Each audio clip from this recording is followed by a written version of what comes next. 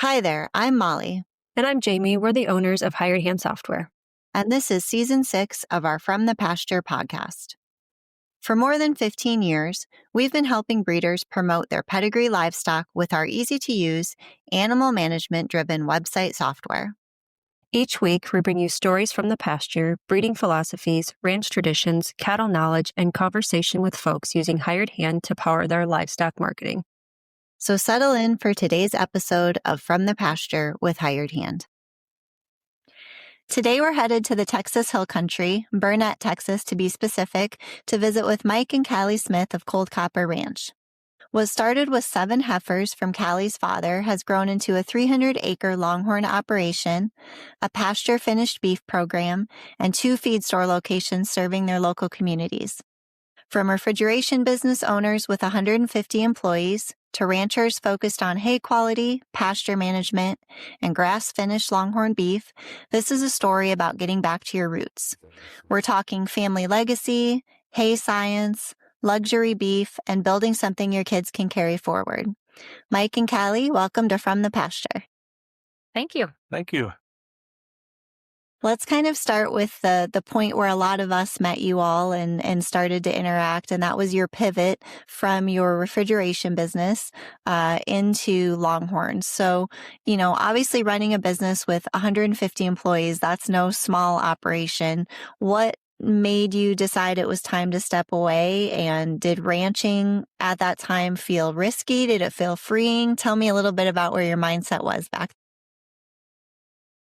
Gosh, it seems like already forever ago, but I don't know. 7 years this month. Yeah, Mhm. and we really wasn't sure. It's just once we started spending time out on the ranch, that's when we really started falling in love with it and in the way of the life and just what new opportunities and things that it brought, and so And then we were like, okay, we're ready to step away. it helped that transition and helped speed up that transition a little bit more than we ever imagined. But we didn't know how contagious it was going to be out here, I guess, and That's a good word. so yeah, Mhm. but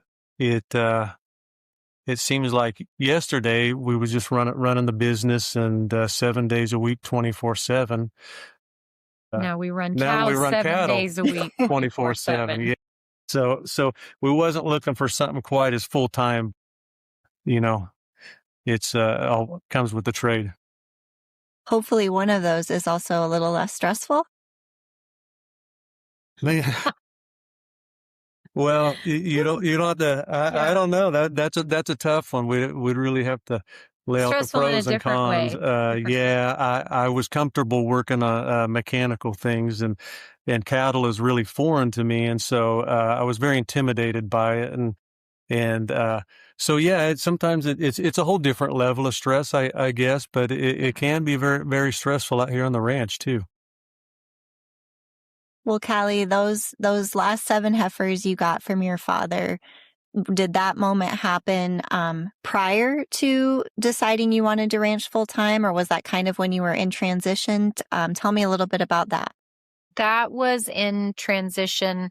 We had just gotten the ranch, and my father was getting to a point where he couldn't really run cattle anymore and take care of the farm, and he was going to actually move down with us. So I was like, okay, I got this ranch. Like I can actually take the cows. And so we brought them down here in 2018 before we, ever thought about Longhorns. And so they came down here, and they're still here.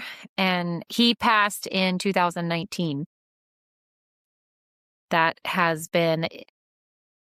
It's been awesome having those that came from his ranch in Kansas, and now they're here with us having Longhorn babies for us. Do those 7 have a forever home at Cold Copper? Oh yeah. Yeah, Callie gives them a pass. We do have to keep them separate from the Longhorns because They eat a lot. yeah, they eat a whole lot more, and they always get in our photos, and we always got to crack up when we see them. So it's a commercial cow doing in there. So So we figured it's just easier to keep them in their own or in their own pasture, but we do breed them back to the Longhorn bull.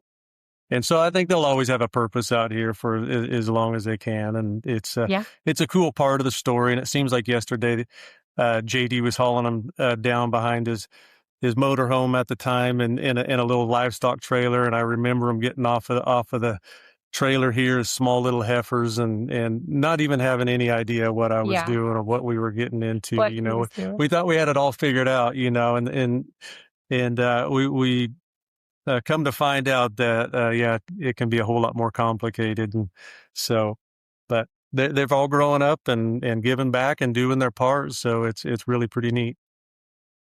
Did you ever think, when you were growing up in rural Kansas or, running your business, or even when those cattle walked off the trailer and you got the ranch, did you ever think it would turn into what it is today?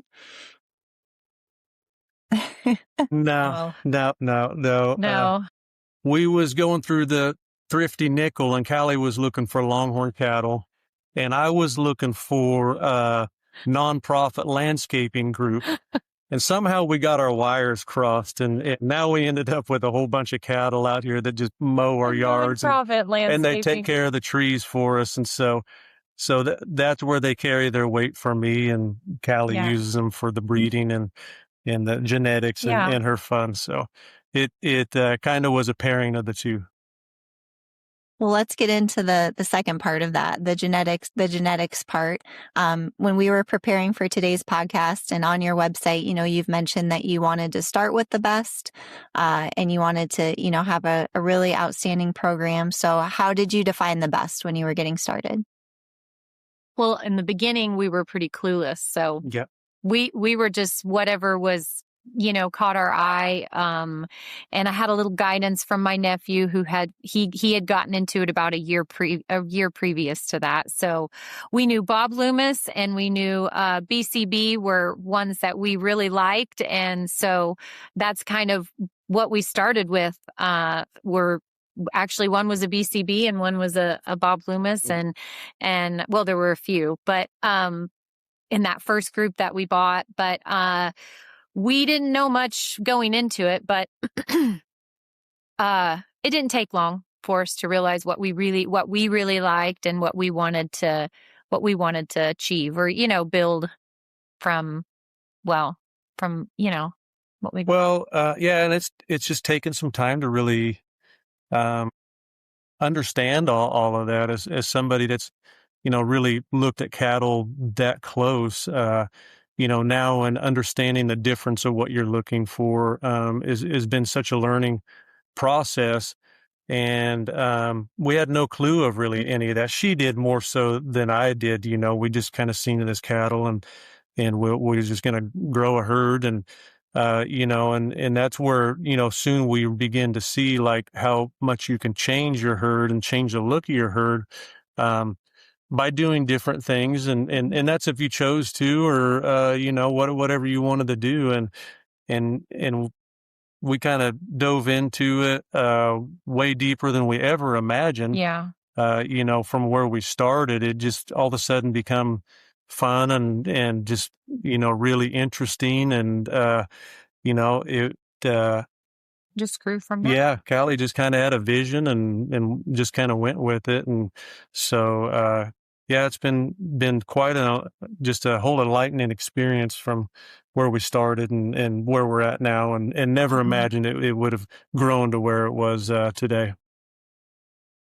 For some pivotal moments or maybe some key lessons during that phase that took you from where you started to where you are today?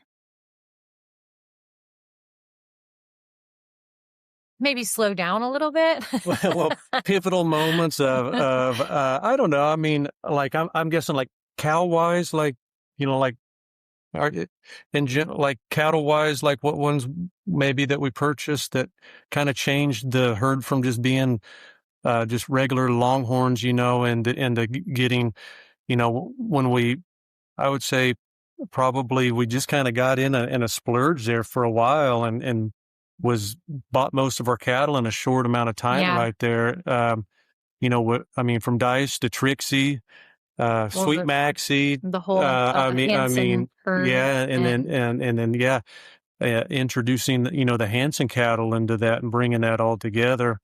It all happened so fast. You know, it.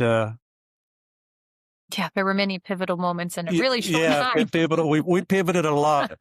That's for sure. But we learned something every time, and still today, we very much every day is a learning experience, and with the cattle, uh, good, bad, the labor of it, the difficulty, all of it, figuring them out from the diet to caring for them, the day-to-day struggles they bring from, the fence problems to water problems to, it's every day it keeps you on your toes. That's for sure. Is there anything you all would have changed throughout that process? Excuse me. Just slowing down. We wished we would have slowed down a little. Well, yes, and everybody tells you to slow down and don't let your herd get too big. But I don't think anybody that's never really been familiar with cattle probably listens to other people's advice too much until they learn it themselves. It kind of seems to be the way. And so it was just a hard lesson that we had to learn, that 40 can turn into 80 pretty quick, and the math is all right there. But just getting all the infrastructure in place to handle something like that was a curveball that I didn't really, imagine was going to turn out to be quite the project that it was. But I think that, that's a whole vision of, where you're going and what you want out of it. And so that was a big part of just getting it all put together too, is the infrastructure to house them all properly. Yeah. How many head are you all at today? I don't know how many are on the website. Are you going to fact check us, Molly? I would just say shooting from the hip. Well, there's I don't know. A little over 100. We're trying to go down, take the numbers down. We had 3 yesterday, or the last 3 days. The babies drop as quick as you can get rid of them, it seems like. So have you added them to the website yet? How fast are you? Are they on the website? There are, pretty good. She just did it. I got them all updated the other day. She's pretty proud of this last round of calves. It's been a long process from starting out genetic wise to finally getting to where we're breeding stuff that we was able to put together and make ourselves. And it's a long road. It's gone by so fast, but it is really, it hits a little differently when it's your brand on the side of the bull and your brand on the side of the cow, and you're seeing babies hit the ground. That's the part that it really changes it up, and has really been neat to see, what she's come being able to put together with different pairings. I mean, that's a huge moment. Not many breeders can say that their calves hitting the ground are out of their own, branded and bred bull and cow. So obviously we're recording this podcast during calving season. It might air a little bit later than that. But if you had to pick one calf so far that's on the ground that you're most excited about, tell me about who it is and why. Or are they all secrets? Should I not ask that question? No secrets here.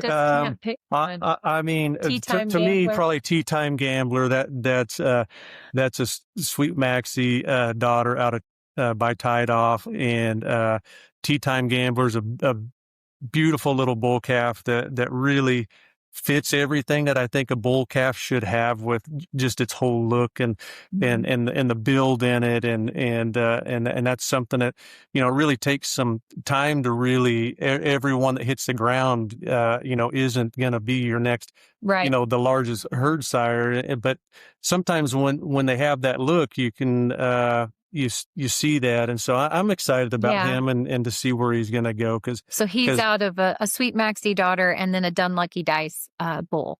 Yep, so that's right. Out of the Bachelor is the sire on that one, and so that's I'm probably most excited about that. Yeah.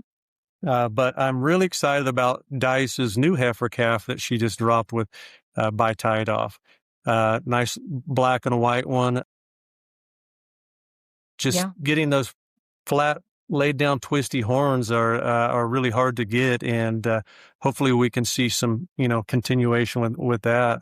But again, now you got to wait. Unless you got your crystal ball, we got to wait now and just wait it out and see where this goes. But so probably most excited about those are our most recent, and probably most excited about out of our big cows.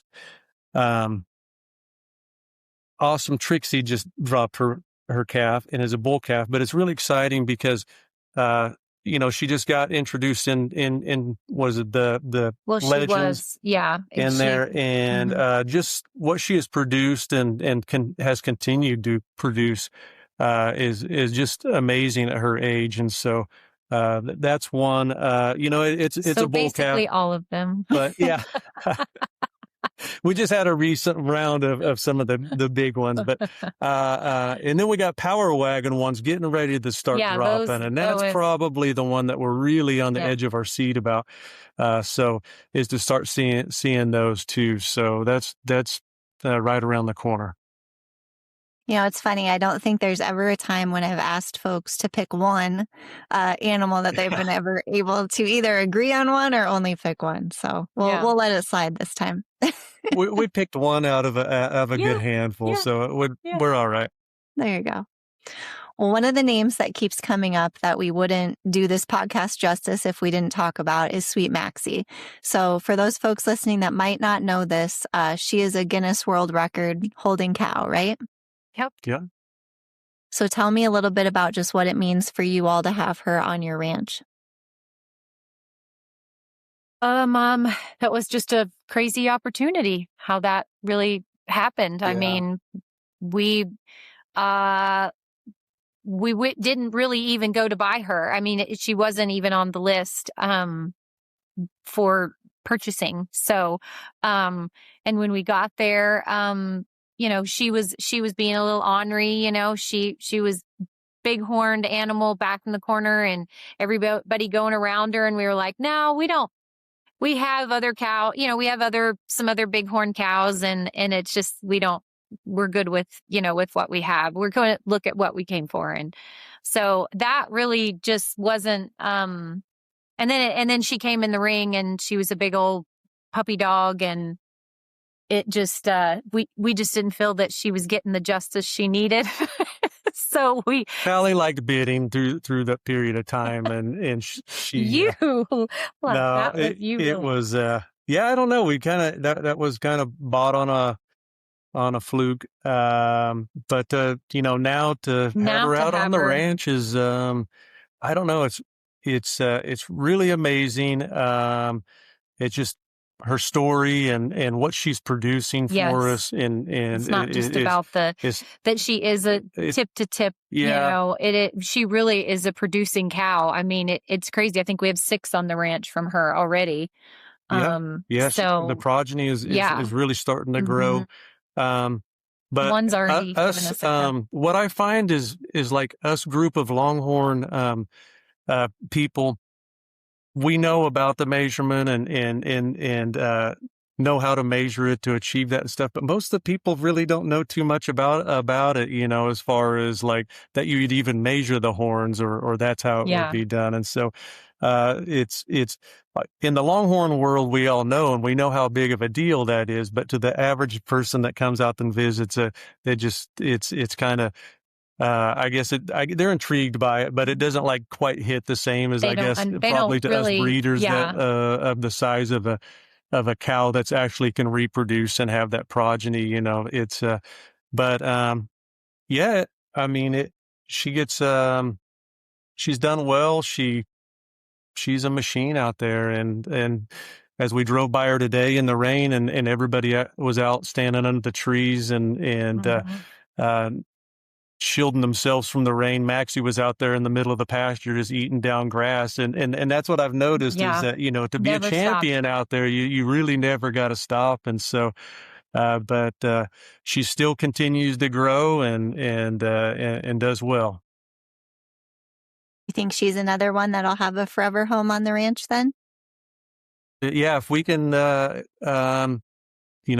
would love to have her out here for forever. And it's quite an honor to have her out here on the ranch. Are there any other animals you maybe haven't talked about yet that kind of have that sentimental value, whether it comes from their production power, their horn length, maybe the story behind how you know, added them to the herd?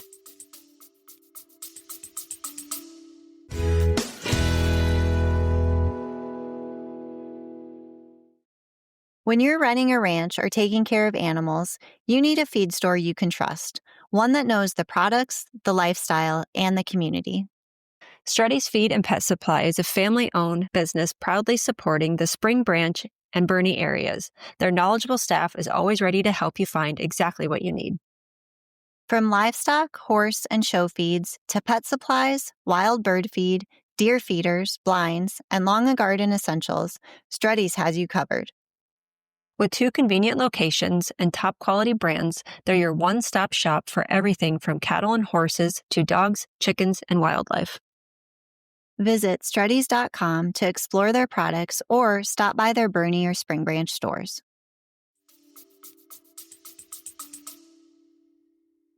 Well, definitely put a ring on it. That was the very first one that we got. Mm-hmm. And when she put a ring on it, BCB, I think is at the end there. And we bought her at that Texoma sale, and she's the one when, you know, she got off the trailer and I saw her, I was just like, wow, this is what I want to do. I thought it was like a unicorn being delivered. It was like just so amazing. And I knew from that. And so that cow, she'll probably be here forever. I don't think I can let her go. To me, she is like the most perfect Longhorn, just perfect conformation, perfect bag, perfect horns. I don't even know what her tip to tip is. It doesn't even matter. That's like what you look at her, she looks like a 95-inch cow. I mean, I love her. And Tessabella, yeah, she's the oldest on the ranch, and she's the twistiest cow that we have.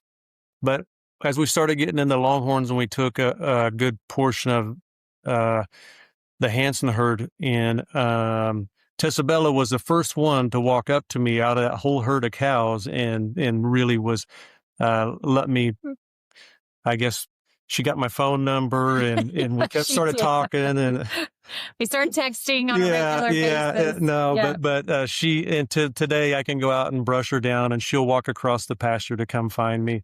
And so that's my probably one of my favorites and special. And we've got a lot of her progeny out here that's out on the ranch. And I think that speaks volumes of the cows that maybe you like is with the progeny that you keep around. And she is one that has produced some really nice animals but just the twisty horn is so unique and she's just something else. What about your girls? Do they have any favorites? JC loves them all. Yeah, it is every single one of them. Yeah, I think she has a different, unique love for every one of them. And Samantha, I doesn't know their names, or she'll come and check on them. But we've got to give them the license plate number, the color of the car, the make, the model. It takes her a little bit. Then we usually got to FaceTime and go, no, it's the one that looks exactly like this picture. But no, we give them a hard time, but JC's got the love for all of them, and she's I don't know what she would say. Who she would say her favorite is. Honestly, I don't know.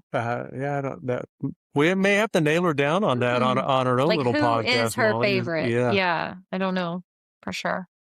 Sounds fun. I'm sure there's some other things we could get her to talk about too. Yeah. Let's get her going. Is there one particular cow that you seem like when you have visitors out to the ranch that they tend to gravitate towards? Dunlucky Dice. Everybody loves Dunlucky Dice. And she is a model. She knows when Maxie heads for the hills and Dice comes over and says, "How would you like me to stand?" I mean, she likes to be looked at. She knows you're talking about her.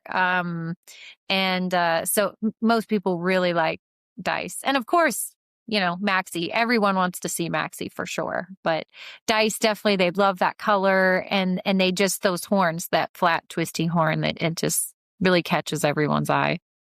Yeah. Let's switch gears a little bit and talk about your websites and your marketing. So for the folks listening that maybe, aren't familiar with some of these, outstanding females, or they want to see some of the calves you mentioned and the upcoming bulls, they'll go to your website to find that. As you were building your program, how important was it to you to have a professional online presence? Well, it was a must. It was, very important. And it was, once we saw one site and saw the capability and what it did with the pedigrees and all that, we knew that's what we had to have to really get it out there and let everybody see what we were doing and what we had. Because we don't know how many people want to come to Burnett, Texas. No? Or know where it's at. Yeah. And I apologize, Molly, that I don't have more to do with that side of the business. Luckily, Callie's the guru on it. Yeah. No. Yeah. JC helps. JC's she can change out pictures and stuff like that, and she helps me out. So that's good. I feel like with most husband-wife pairs or family operations, it's intentional that the husband doesn't have too much to do because then he can't mess it up, right? Yeah. He does like to take the pictures. I can take pictures, but I can really mess up a computer program. That's for sure. You give me no time and I'll have the computer locked up and I'll be wanting to throw it away. But so I just leave it to Cal. But I know she And then I say, go to the website and scroll through it, see what you think. Yeah, I'll check it out. But I know she enjoys working in it and just how important it is, and it definitely gives you an advantage. Do you feel like as you begin buying more and became more active in the industry and attending the events or, growing your herd, do you feel like buyers were finding you digitally, or were you still, what was the name of the swap sheet you mentioned? The copper penny? What is it? What did you say? I was the thrifty nickel. Oh, the thrifty nickel. The thrifty nickel. You don't know what the thrifty nickel is, or I know that might be a Texas thing. I can't say I do. No, we brought the website on pretty quick, so we were really quick to get that up and going. And we felt like it was. We wanted it so we could, get our name out there through that, with that, hey, go to our website. So it definitely, I think people found us through our website. Because we advertise, we got on it quick and tried getting it out there every which way we could. So yeah, I get a lot of emails through there. So it works very well.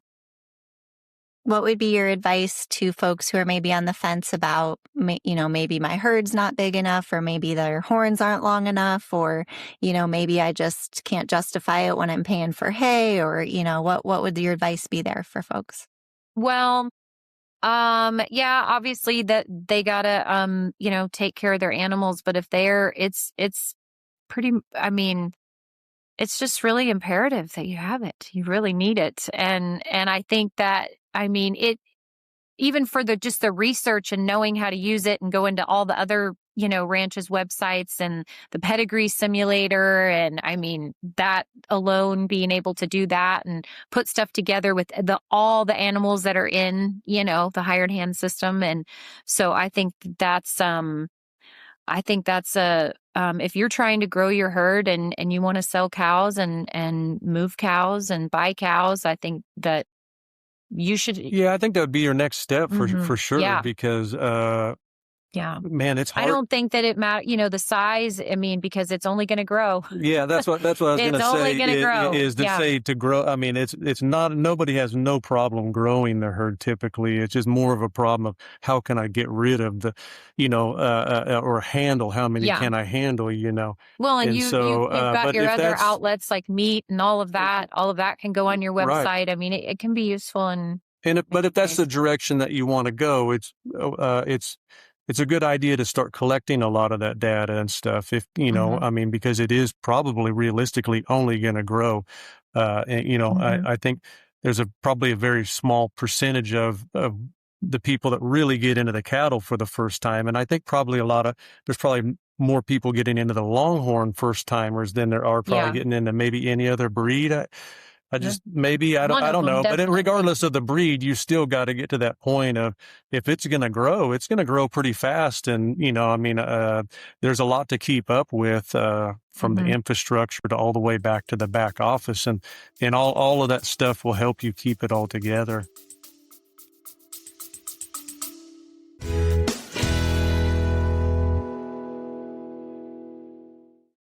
What makes a hired hand website different? It's powered by the same pedigree data you rely on to manage your herd. Your animal records, photos, pedigrees, progeny, measurements, all connected, all searchable, all working for you online. When buyers explore your site, they're not just looking at pictures. They're viewing your program through real data. That's the advantage of a pedigree-driven website platform. See how it works at hiredhandsoftware.com.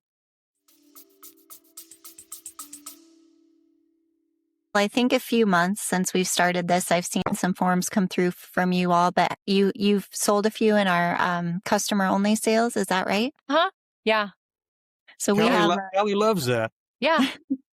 So we have a internet-only sale that's for any website customer, and you just fill out a form and you can put one animal in per month. We don't take a commission or a consignment or anything like that, but it's up to you how to price it, in terms of the buy now, the reserve, what animal you want to put in. What have you kind of found a sweet spot that works for you in terms of like heifers, cows, pricing? Well, we've sold one of each now, a bull, a heifer, and a steer. Even we sold a steer this last one. So, we've had a couple that haven't sold. So, it's like any sale. Yeah. You got to get yourself good pictures, and you got to, really market it yourself through that if you're going to put it in there. And, but I think that I've got it figured out. I guess I enjoyed getting them on there and watching them and seeing how it goes and seeing what everybody else puts on there. So I like it that you don't have to go through and do all the checks so if it's going to sell, then you can go and do a lot of those checks. And so it makes it, it just can kind of simplify that process a little bit more. I know it's worked out great. Yeah. What's your favorite hired hand powered website to go to besides your own? If you could, this time you can only pick one. I'm not going to let you do 5.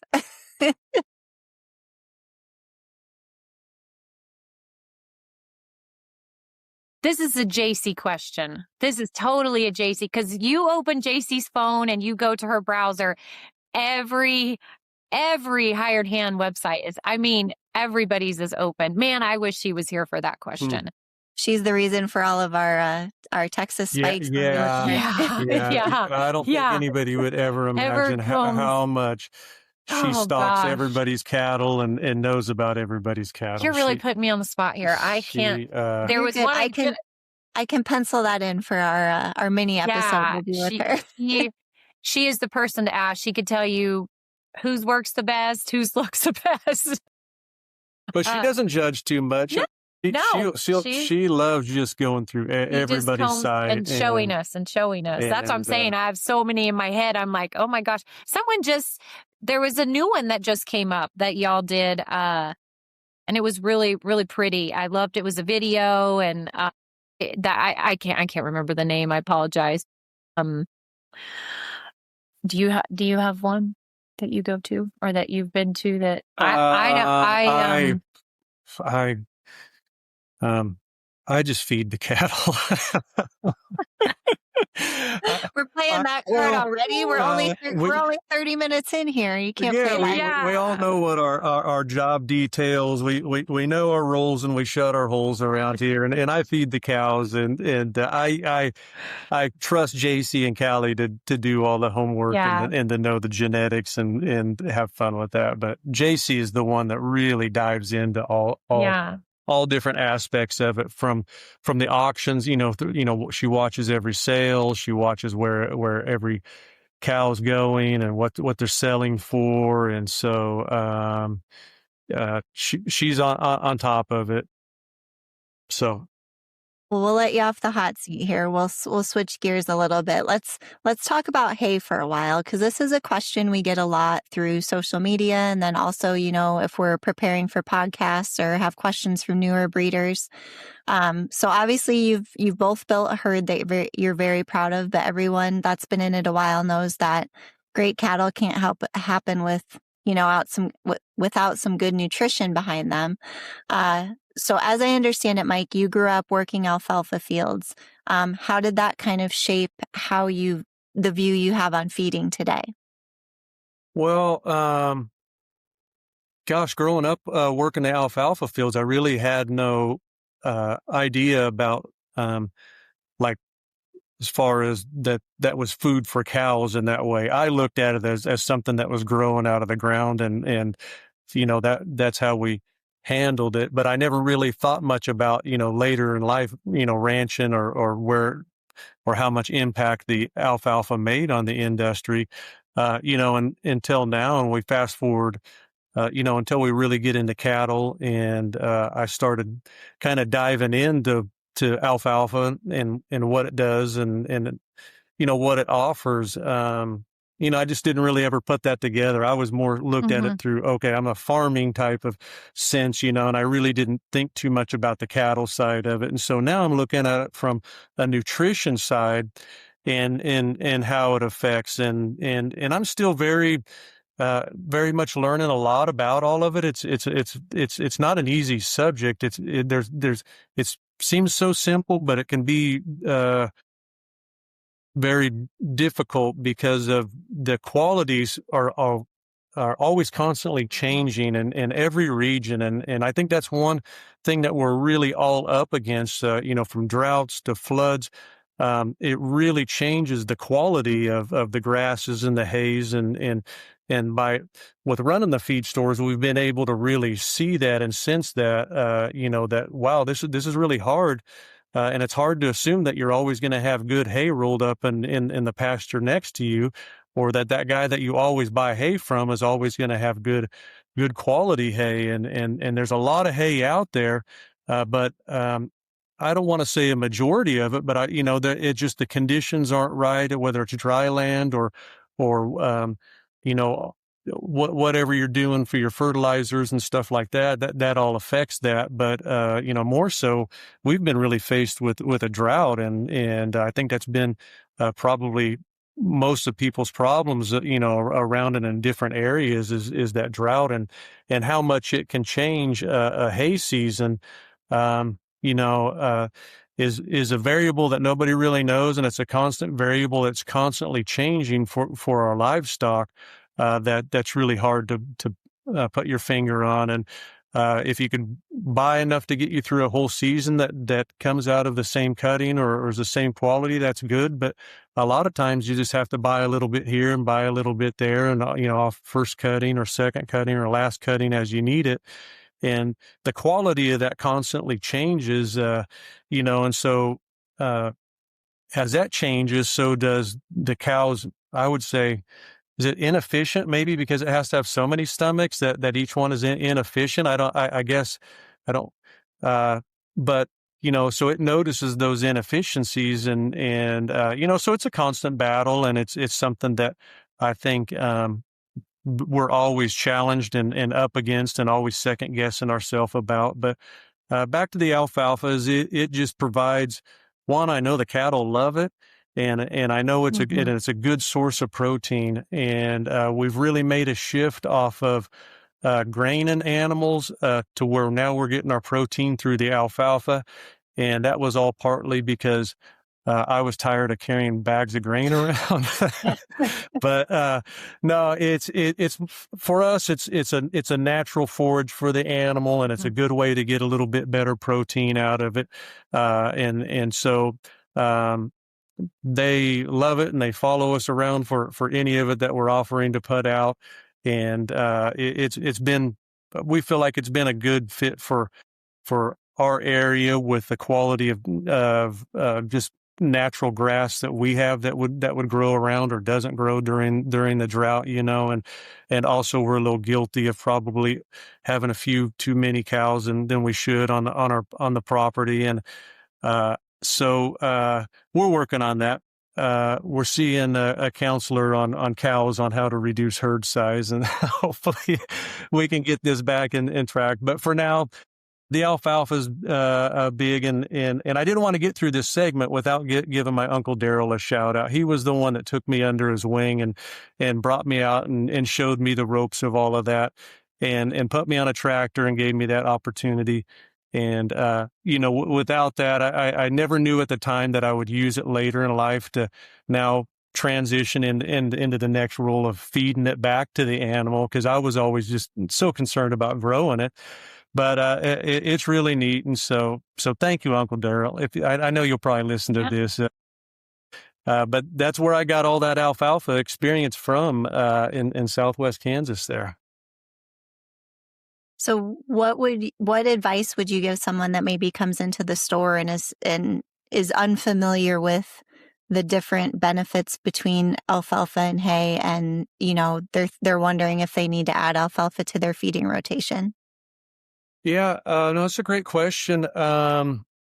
I think it's a great source of the protein, and it's something that I think the grain was a big thing, because the grain used to be cheaper than the alfalfa. But now I think we're seeing the prices of the grain and feed going up so much that now the alfalfa is, I guess, is competitive with the grain. And so for us,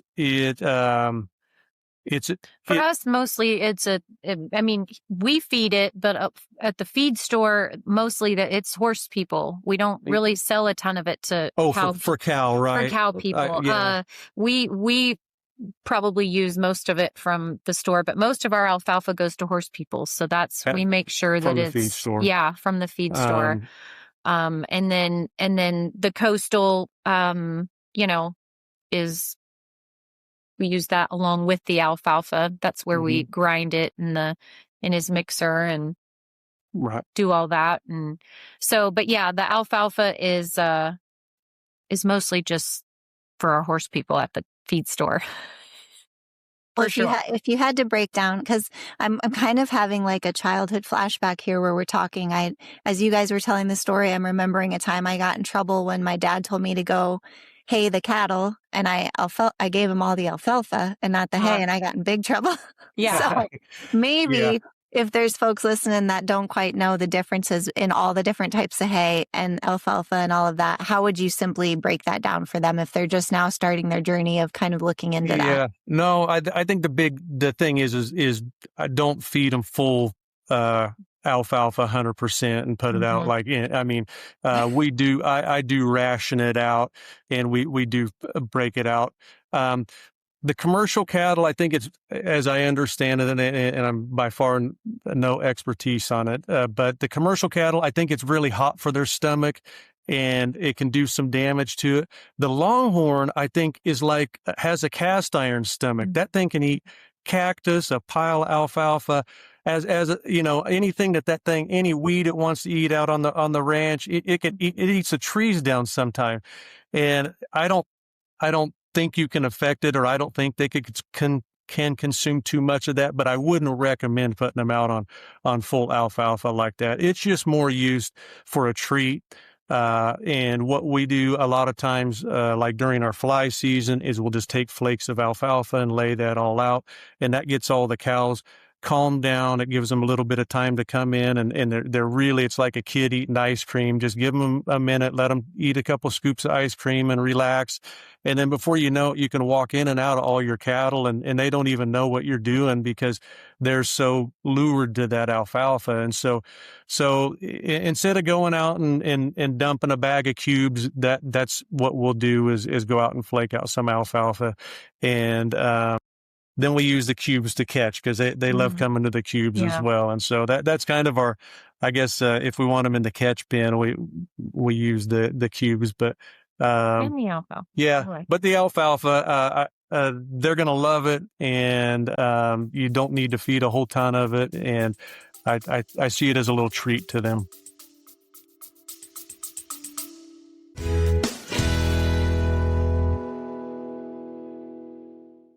Thinking about hosting your own online sale? With Hired Hand Live, you can run a standalone internet auction right from your ranch. No travel, no weather concerns, no space limitations. You have the animals? We handle the technology. It's stress-free, secure, and designed for livestock breeders. Start your own sale at hiredhandlive.com. Because most of the listeners here are going to be fellow Longhorn breeders, is there anything we haven't covered regarding just like different hay types, hay and different, types of livestock that is going to be more applicable to them, or maybe questions that you get a lot from folks at events about it that you might be able to share here? Gosh. Sorry, I don't know that much about this topic, so I'm trying to just I don't know if there's somewhere I should lead you into talking about. That's a good question. I think it's important for them to find, good hay. Try to find, good hay for your animals. Have it tested. I mean, there are a lot of the feed stores in everybody's areas probably got a nutritionist that can come in and test their hay for them, or test their grass for them, test their water, all of those things, and make sure they're just getting a good quality hay for that. Yeah, it's hard to find a good, consistent, good quality hay. My recommendation is it's almost got to come off an irrigated farm or anywhere, in our area. And, is usually where you get your better quality, from.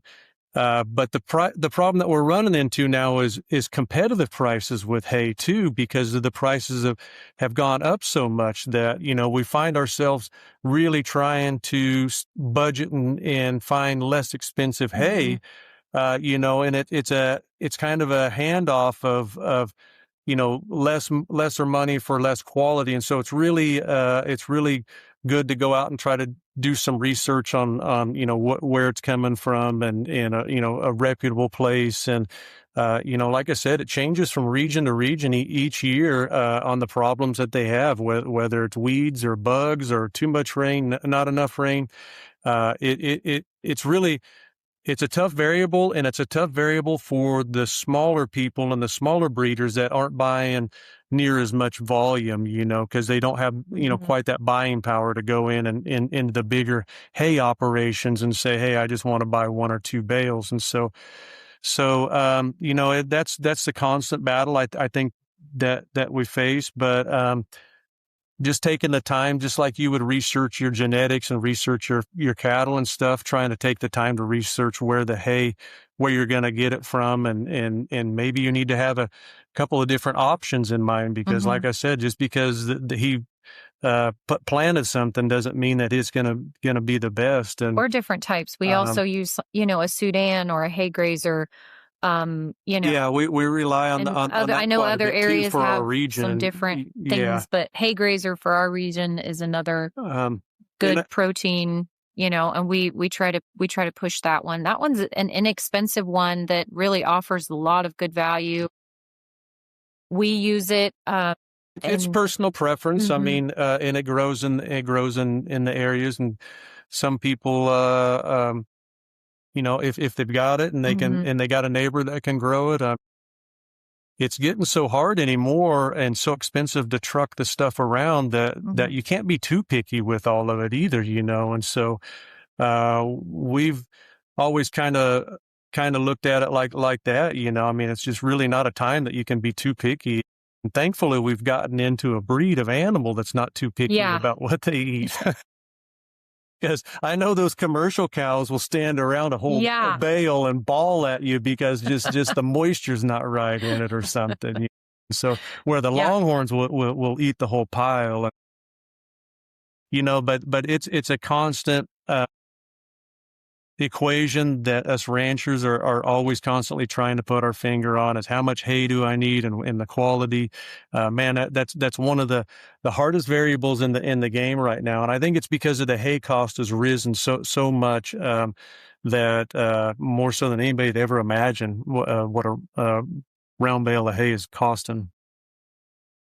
I remember there were some times, back during a few of the droughts that you all were having, the really bad years, that I would see on Facebook folks from up in our area, up north, Iowa, even more northern states, trying to get enough to haul a whole load down there, maybe split it between 2 or 3 different buyers and stuff. So it's been interesting to see how it's gone up in price, but also, like you mentioned, trucking's gone up and just quality and all of that as well. The natural disasters that have happened, the fires in Nebraska and Oklahoma and up in Texas and stuff, and now we're facing a drought in South Texas, and so it's really that as what has really come to mind is like, wow, this really is a struggle, and it's constantly changing, and it's really a hard obstacle that we really have to overcome each year from the freezing cold temperatures that we've had in this area like never before to the drought, and then we went into the flood last year of, so it's been a tough time to get into ranching, a challenging time, I guess, if you look at the past. Whenever we brought the Longhorns on, it lets you know if you're going to make it or not, or if you need to go try out for Yellowstone and put on just the outfit. I don't know, but it's been a real challenge here in Central Texas. I know us breeders have been, but as we look out in other areas as well, all over, like I said, from floods to fires, there's a battle of some sort. Someone is, sure. Yeah. Well, let's switch gears a little bit again here, and I'd like to talk about the beef side of your business.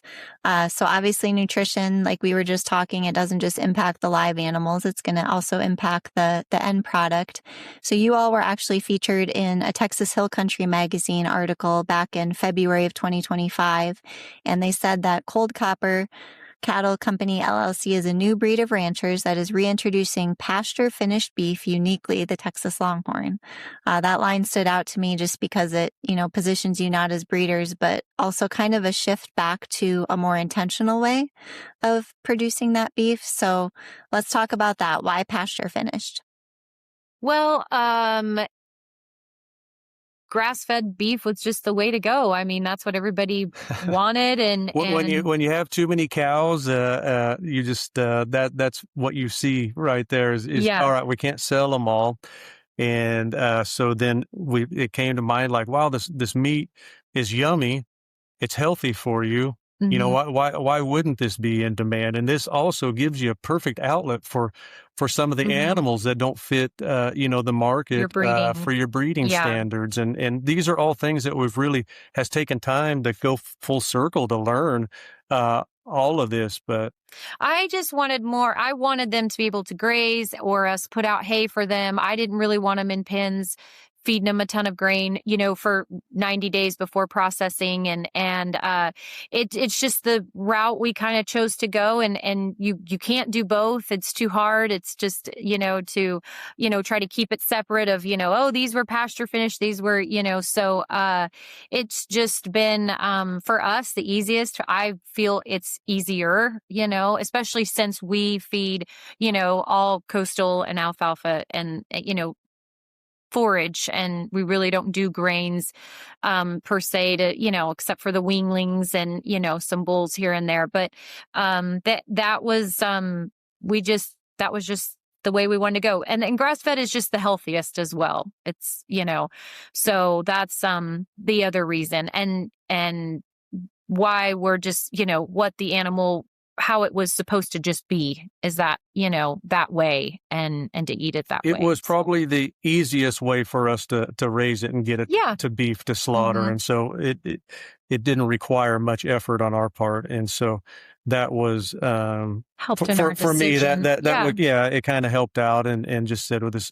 So, and the beef all goes to a different ranch, and it's raised out, up in a ranch in Lampasas where it's just grassland. And so it gets to graze out there on the natural grassland. And it just kind of, that became part of our beef program, I guess, where that the animals will quick transition from this ranch to that ranch if they're in the beef program. And there it gets grown out. if it's, even going to make the size to be processed anymore. And that's a whole other thing that we've learned about, the meat side of it. And a lot of breeders are getting into the meat side of it because there is a big need for that. But there's so much to learn about the meat side of it, as far as processing it on a little bit larger volume, other than, for the general public and stuff like that. If you've just providing it for your friends and family and stuff, it's a lot easier to manage. But once you start taking multiple cows in and you start to see the difference in the weights and the costs that are associated with all of it, that has been one of the biggest variables that as far as learning how to run cattle, learning how to manage the meat is a whole nother level complexity of because commercial cattle probably they know what they're going to get off of that animal if it weighs so much. But the Longhorn, I think sometimes, it's harder to get that same amount of meat off of the Longhorn. They're just not as meaty as an animal. And so they may weigh quite a bit, but may not get as much meat out of it. And so those are all things that we're learning and we learn every day about. Yeah. But mainly just for the health reasons. That was the big kick to go that way, for sure. So I believe I saw on your website that you referred to your Longhorn beef as the new luxury beef. Is that right? Well, I don't. That's the lady that wrote that. She's the one she's the one that came up with that. She was overselling it for us. Yeah, she was really overselling it. But we'll take it. She came out and I think it's one beef that's way overlooked and underrated, and I don't know why, because it's absolutely delicious. I think there's just some other things that you need to have in mind when you're preparing it. Back in the day when they just cooked it over the campfire and had to eat it, I'm sure it tasted like leather. But we fast forward into modern day times, and man, I mean through the crock pot to the other little the Instapot. I mean, this stuff, the meat is just absolutely phenomenal. Well, and it's just ground beef, the steaks. I mean, just in the way that you would cook it and prepare it, and the knowledge that you would have. There's so much to that side of it. I just wanted to give the community too a clean source of meat to come and be able to get. Local meat. And speaking of the processing and all that, and being able to pick the right cow to process for the store so that, everybody, it works for everybody and there's enough meat and it keeps the costs down so that I don't have to charge, I got HEB, you block away. Grocery stores that are very competitive with it too. But I'm trying to help them understand, this was born, 4 miles from the feed store and processed, just an hour away and frozen once, and this is how fresh it is. And so that's part of that as well. Just trying to bring them good, clean meat to offer. Do you feel like that's been a little bit of an uphill battle educating buyers, whether it be on grass finished versus grain finished, or just knowing where it comes from? Everybody pretty well. I mean, we tell everybody when they get it, this is grass-fed meat.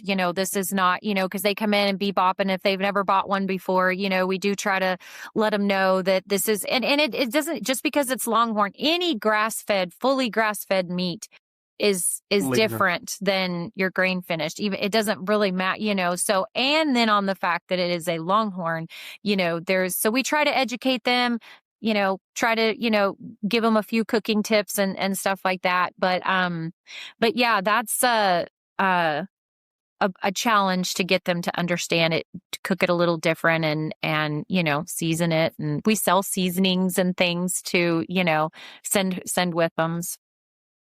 But yeah, the steaks are the biggest seller. Yeah, those go so fast. Me up.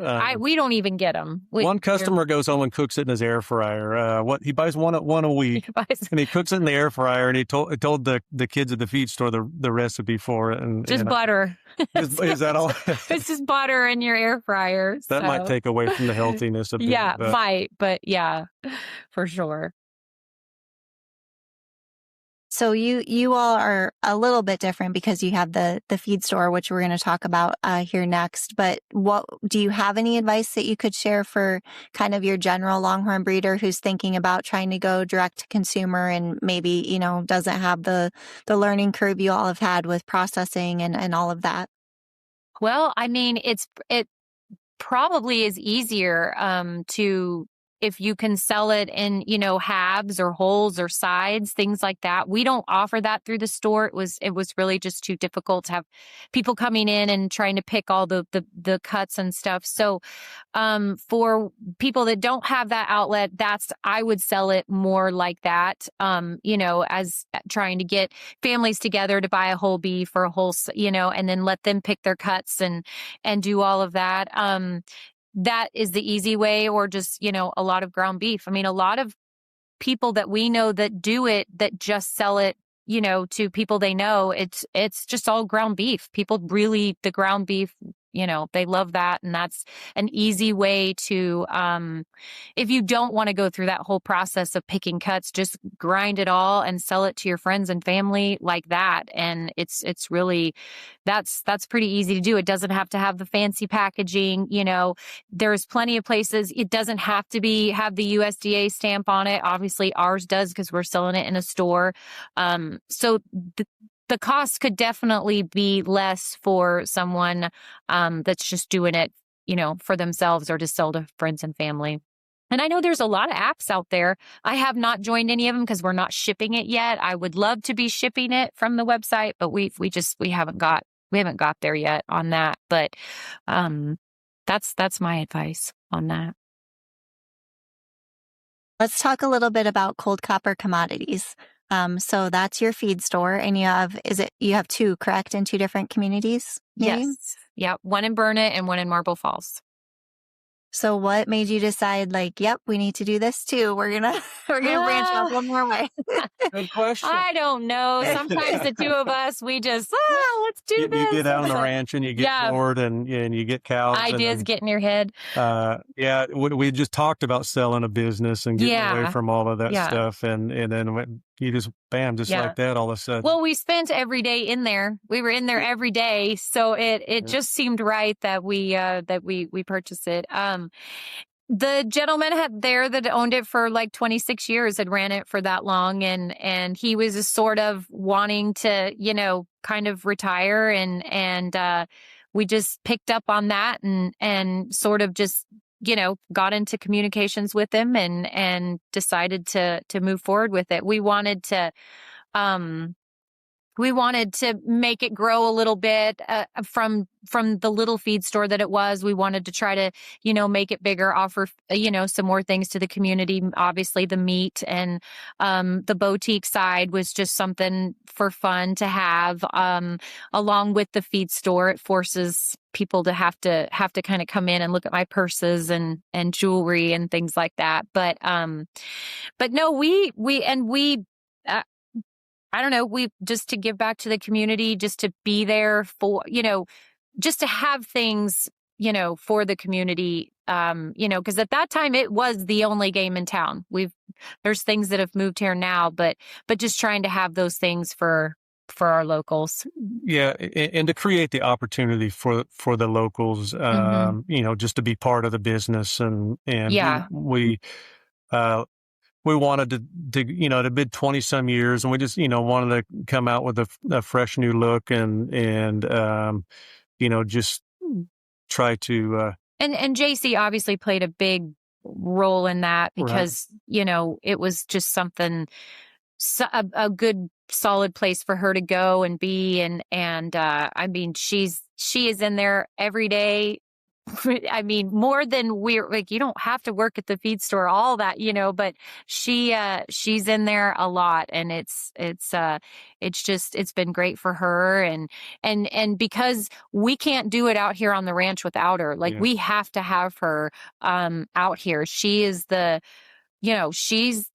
when we say catch cows, it's okay. Bye, JC, go catch cows. We're going to stay here. And so, she's she's in charge of that out here. So we have to have her. And so we needed something that was, could just go hand in hand with the ranch. And it's literally 4 miles from our ranch. So it's something, that she can go to, and the community knows her. She knows everybody in the community now. And so that played a big role. That was a big reason for purchasing the stores too. Played a huge part in it. Do you think maybe that you two are a little bit of serial entrepreneurs, maybe?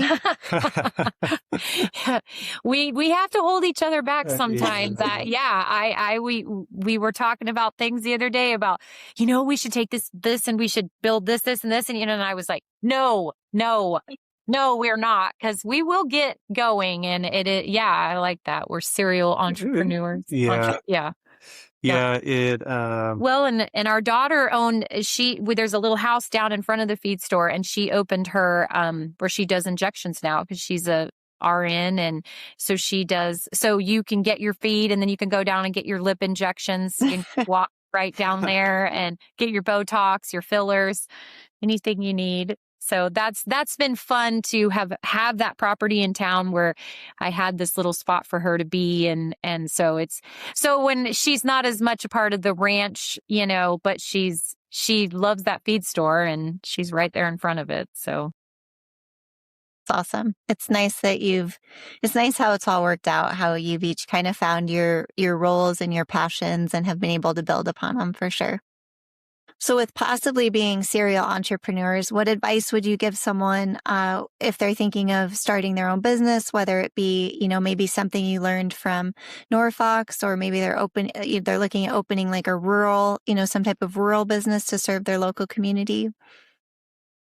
Well, I would say that definitely retail is definitely different than refrigeration. That was quite a jump. So we didn't know anything about retail. We are definitely learning. We're learning about a retail. lot. Yes. So do your homework on retail before you get into it. Refrigeration, I went to school and really had a passion for. And so it really, I wanted to learn every day more and more until I knew everything that I thought I could learn about it. But the retail side of it is completely different, because now you're trying to sell something that you have to a customer. And that's been probably one of the different things for us, before in the business, the customers would come to you and say, I need this fixed or I need this built.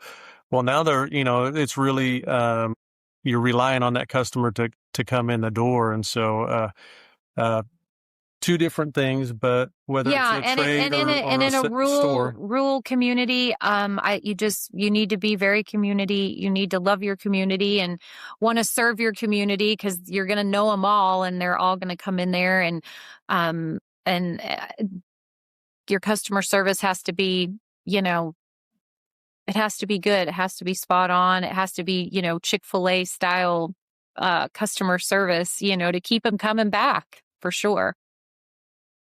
I feel like maybe there's a little bit of overlap there between those lessons and also just customer service or building a Longhorn herd if you want to also be successful there. Yeah, for sure. Yeah. Well, and it's extremely difficult during the times that we're in, because every employer is faced with the same challenge of just working with today's workforce that we have, and so each day.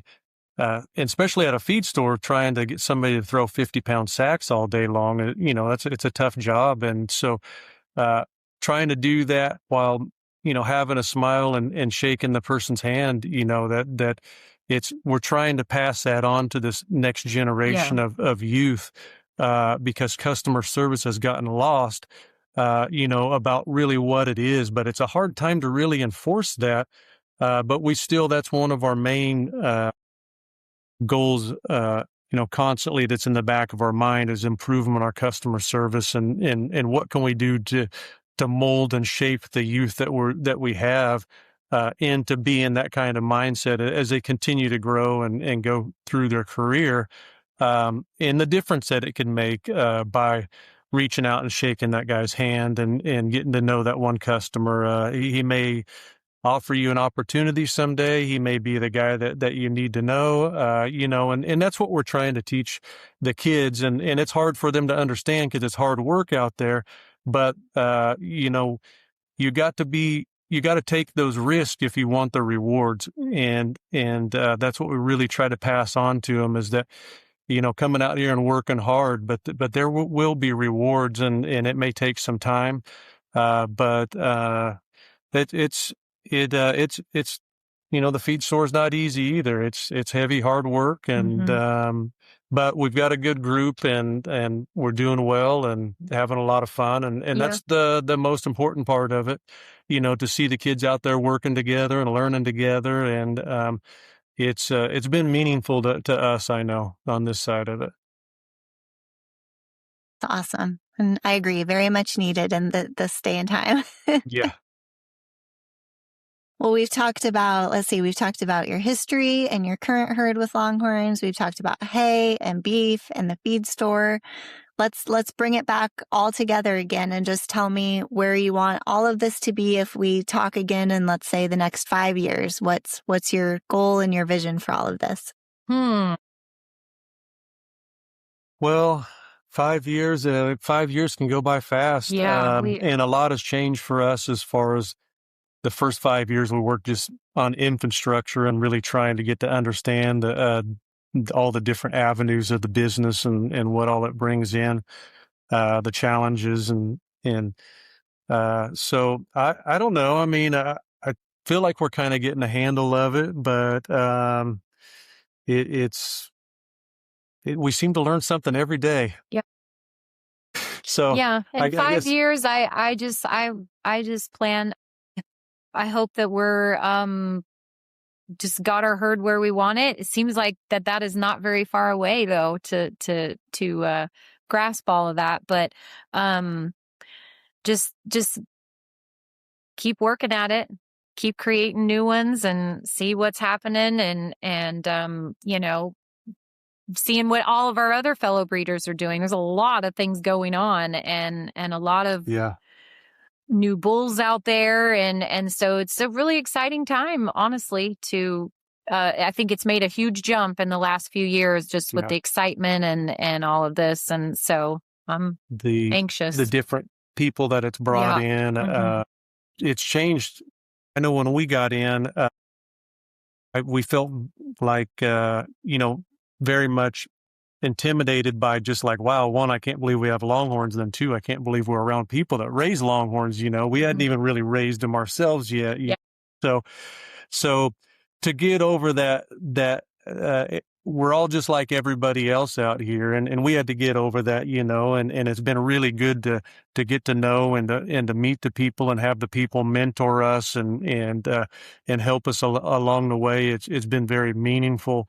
How much we've been able to take away from the people that we talk with, and so that's been a neat experience. But I think we need to take the herd size down a little bit. We're got to nail Callie down on a number, Molly. And so in 5 years we can go back and say, all right, you said it on camera you were going to be at this, but it's your department. I mean, I'll stay here once you figure it out. Yeah, it's it's a hard thing to do. I mean, it's Culling is hard. One day it's very one hard. day you want 100 of them, and the next day you don't want none of them sometimes. And Mike can pet and curry comb like so many of them. So every one, I'm like, okay, this one's got to move. He's like, wait, but.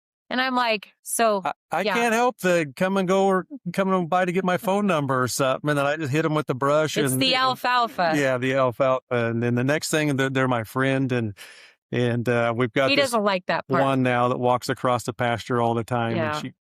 And sometimes he calls her name, and she just comes right over. See, what I'm hearing is that Mike's the reason your herd's so big. Then that's my problem. Like that. You've got it figured out. I've got a big heart, and it's hard for me to see the operation like that, and it's been something that I've had to to learn and struggle with, because you do fall in love with them, and you do develop a relationship with them, and to understand the business side of it is been the biggest thing for me, and the biggest advice for new breeders that are getting in is, sooner or later you're going to have to start getting rid of these things, and if you're tough, it's not a problem.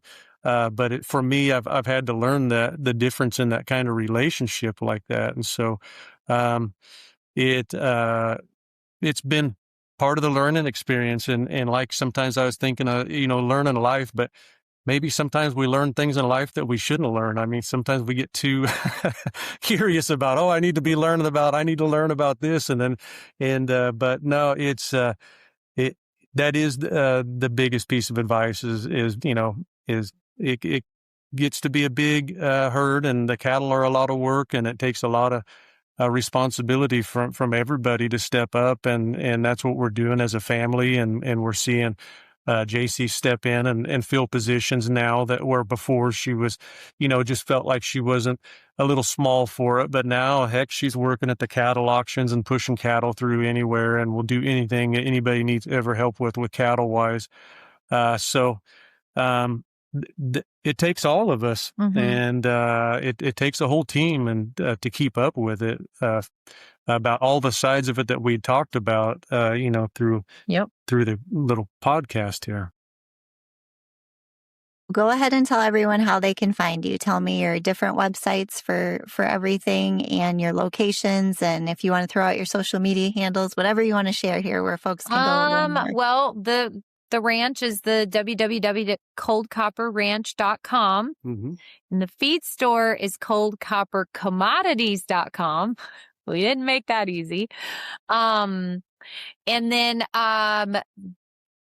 Facebook and Instagram are, I think, Cold Copper Cattle Company for Facebook, and Cold Copper Commodities Company for Facebook. And that will probably lead you, and TikToks, and find us probably on all of those. We're starting to have more fun with the videos, because we come across a lot of neat stuff in the pastures, and we got a lot of good ideas, but sometimes it's like taking the time to put that together, or to get it on video or something. So, well, thank you both so much for joining me today. I feel like we covered a lot and learned a lot, and hopefully, if folks are local, they'll stop by either Burnett or Marble Falls and visit the store. And Marble Falls. Yep. Thank you. And if not, they'll head to your website. They can do that. Thank you both. Thanks, Molly.